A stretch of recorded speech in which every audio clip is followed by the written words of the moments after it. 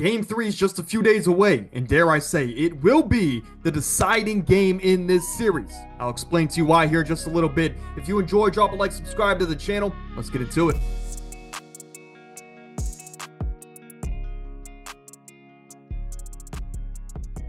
Now, again, welcome into the show. I do want to say, if you enjoyed today's episode, we're on all of the social media platforms. We are now newly on Spotify. So for the audio listeners out there, check us out over on Yonder.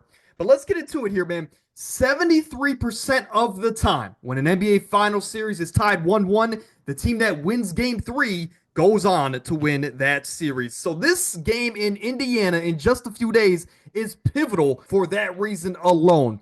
But if you haven't watched any of the NBA Finals games so far, I'll quickly break it down in one sentence for you. In both of these games, the Thunder get up big early, they cause a lot of turnovers, and then the Pacers find a way to fight their way back and make it interesting in the second half. Now, I will say in Game 1, it was a miraculous comeback. Tyrese Halliburton had a crazy game winner, and they won the game despite only leading for 0.3 seconds of the entirety of it.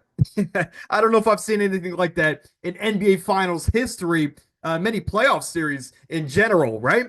But in Game 2, the Thunder answered the call. They protected home court as best as they could, and they caused a lot of turnovers. They got after Tyrese Halliburton and evened it back up at 1.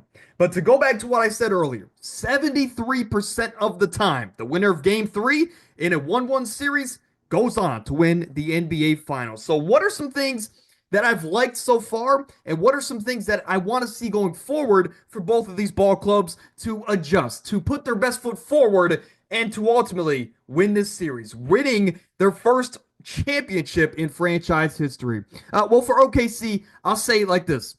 The number one thing that pops off the page for me is their physicality. I love their physicality so far. It's led to why they've won these games in really defensive led, because they're causing so much turnovers. They're getting in the heads of these Pacers star players, and they're really minimizing their impact offensively. They are forcing the, surrounding cast of Indiana to step up, which, if you're a great defensive team, you're willing to die with the supporting cast over the star players going out there and having a great day. But the other thing that pops off the page for me with OKC is the fact that their star guard, their MVP, has shown up in these first two games. And I get it. One of these guys does show great statistical numbers.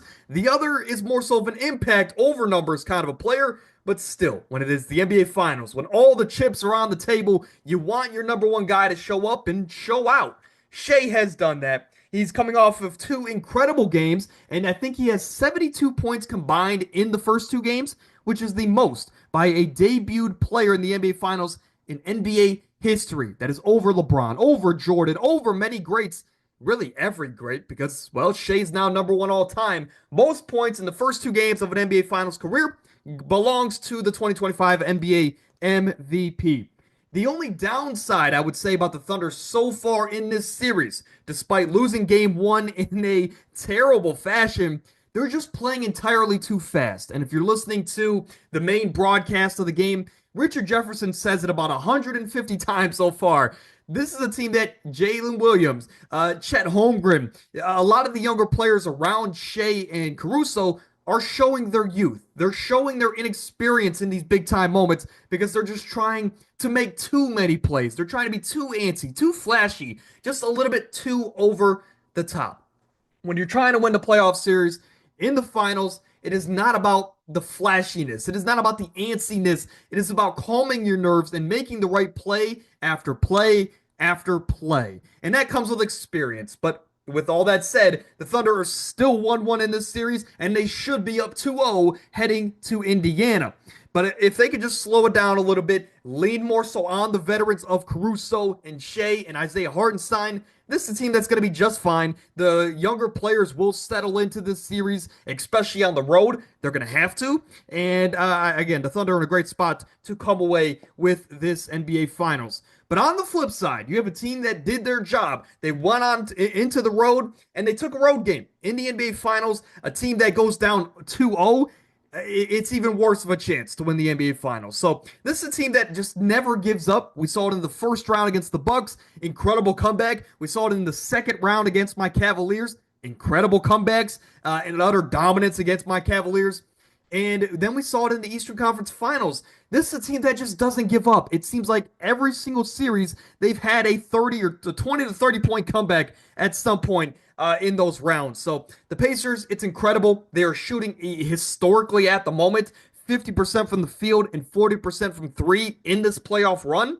The last team to do that, and the only team to do that, was the 2014 San Antonio Spurs, who dominated the Miami Heat. So if the Pacers, I'll say this, if they can keep up this efficiency, no team on earth can beat the Pacers. If they're shooting this well on a nightly basis, they're going to win this series. And they've shown it so far, so they just need to get it together and, well, close off the season as well as you played before this final series.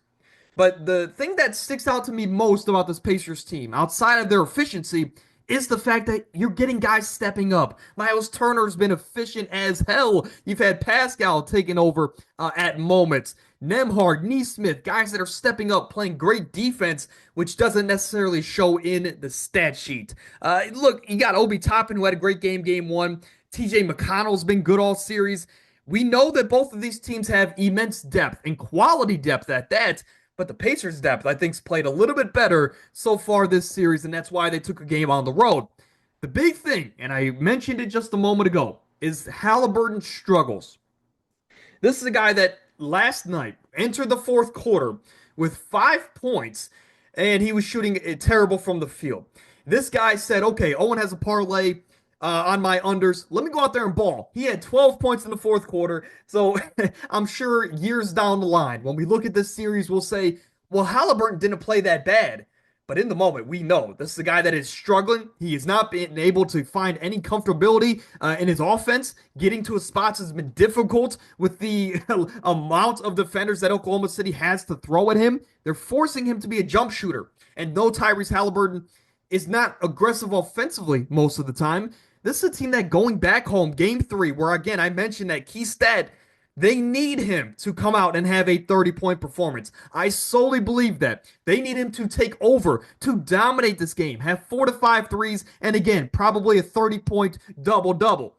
If he can do that, this Pacers team is going to be in a great spot heading into game 4 with the momentum at home to completely put this series away practically, heading back to OKC. But Halliburton, what he's done in the first 2 games as far as his statistical numbers outside of that last fourth quarter, it needs to improve because it cannot stay the same as it has. Otherwise, this will be a gentleman's sweep, and Oklahoma City will be closing this thing out on their home floor. Now, the thing that I would say to wrap this episode up here, what are some things that they just need to do, these teams, to win this series outside of the things I mentioned that I've liked so far and, well, the things that I haven't liked? For OKC, if I had to sum it down to one thing, slow down.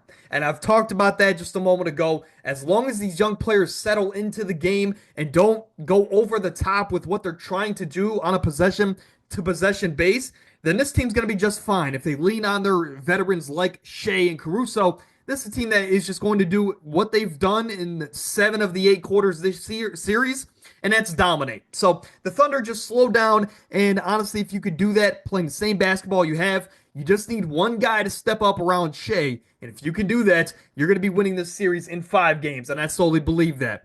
But on the flip side, what do the Pacers got to do now, man? Well, like I mentioned, Game 3 feels, and practically to me, for the Pacers more so than the Thunder, it is a must-win game. Again, I mentioned a stat, and I'm going to say it for the 3rd time because the 3rd time's the charm. 73% of the time, the team that wins Game 3 at a 1-1 tie wins the series. So for the Pacers at home, you're 6-2 this postseason. In front of your fans, you're going to have your super fan, Halliburton's dad, back on the sideline. This is a game that you need to win. You need your role players to step up because they always do play better at home, but you just need to win this game. If you can, at the bare minimum, you know you're going to get at least one more home game in this playoffs, and that is so important, especially from the home crowd, which you play so much better than. You play so much better in front of your home crowd than on the road is what I'm trying to get at here. Outside of that, start games faster. You can't go down 20, 30 points every single game and expect to come back. We saw that in game 2. They just didn't have that juice there in the late second, early third quarter to make the comeback like they did in game 1. So start these games a little bit better, put yourself in a better position where if OKC shows their inexperience as a roster, you capitalize, you take over, and you win game 3 and 4, and hopefully more games down the line if you're a Pacers fan. But for this series, Thunder, slow down. Pacers, you got to win game 3. If you don't, I think this series is over in 5. But those are my early NBA Finals takeaways after 2 games. Hopefully, next time I see you, we're heading into a very tight 2-2 tied series, and we can break down the oh so important last 2 games that we are going to watch. Now, I do want to say again, if you enjoyed, support us down below. We are now on Spotify, as I mentioned again. So if you're over there, well, drop us a follow, man. We're going to be transferring all these episodes over there starting today. Now, on Thursday, we're getting back into the NFL mix of things. We're breaking down the AFC North, giving you guys my record predictions as well as the week by week. And fantasy football has also returned here on the channel. Yesterday, we had our first episode drop of the season. We're going to take this all the way to December, and we're going to have 4 videos a week. So 2 podcasts, 2 fantasy football. We're grinding over here on the channel. So last thing, we're on the road to 18,000. Help us get there. But until next time, stay happy, stay healthy, and jump in the comments.